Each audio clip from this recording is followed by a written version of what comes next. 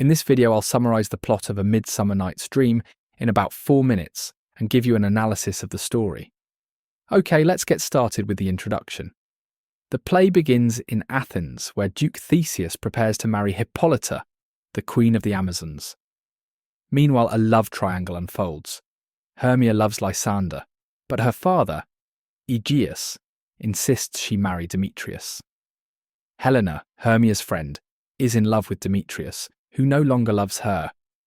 Theseus gives Hermia an ultimatum: marry Demetrius, become a nun, or face death. Hermia and Lysander decide to flee Athens and elope in the forest, confiding in Helena. Hoping to win Demetrius's affection, Helena tells him about their plan, and all 4 lovers enter the enchanted woods.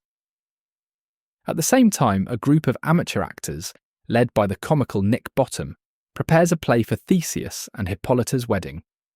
They, too, head into the forest for rehearsals, setting the stage for magical chaos. In the forest, Oberon and Titania, the fairy king and queen, are in conflict over a changeling boy. Oberon wants the boy as his servant, but Titania refuses. To punish her, Oberon instructs his mischievous servant, Puck, to use a magical flower that makes people fall in love with the first thing they see upon waking. While doing so, Oberon sees Demetrius cruelly rejecting Helena and orders Puck to use the flower on him as well. However, Puck mistakenly applies the potion to Lysander instead. When Helena stumbles upon him, he immediately falls in love with her, abandoning Hermia.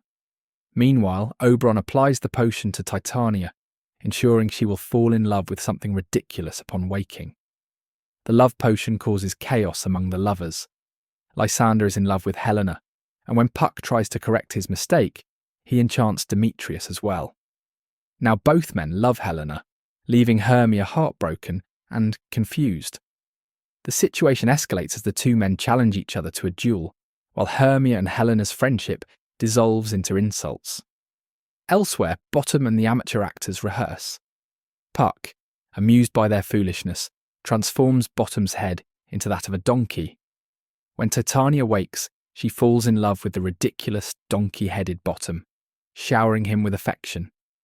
The once proud fairy queen is now completely under Oberon's spell. Oberon, satisfied with his prank, releases Titania from the spell and takes the changeling boy. Titania, horrified by her enchanted behaviour, reconciles with Oberon. Puck also corrects the lovers' mix-ups, ensuring Lysander loves Hermia and Demetrius loves Helena. Theseus and Hippolyta discover the couples in the forest and decree that they will all be married together. Bottom, restored to his human form, reunites with his fellow actors, unaware of his magical transformation. Back in Athens, the 3 couples, Theseus and Hippolyta, Lysander and Hermia, Demetrius and Helena, celebrate their weddings. The amateur actors perform their play, Pyramus and Thisbe, which is so poorly executed that it becomes unintentionally hilarious. As the night ends, Puck delivers an epilogue, suggesting that if the play offended, the audience should think of it as nothing more than a dream. A Midsummer Night's Dream explores how love is unpredictable and changeable.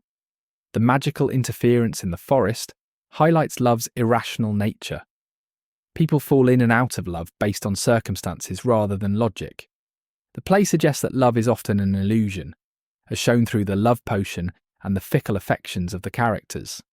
In the end, order is restored, but the story emphasises that love is not always within our control. The play blurs the line between dreams and reality, questioning what is real.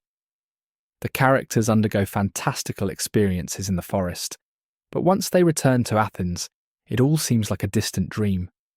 Puck's final speech reinforces this, suggesting that life itself may be as fleeting and illusory as a dream.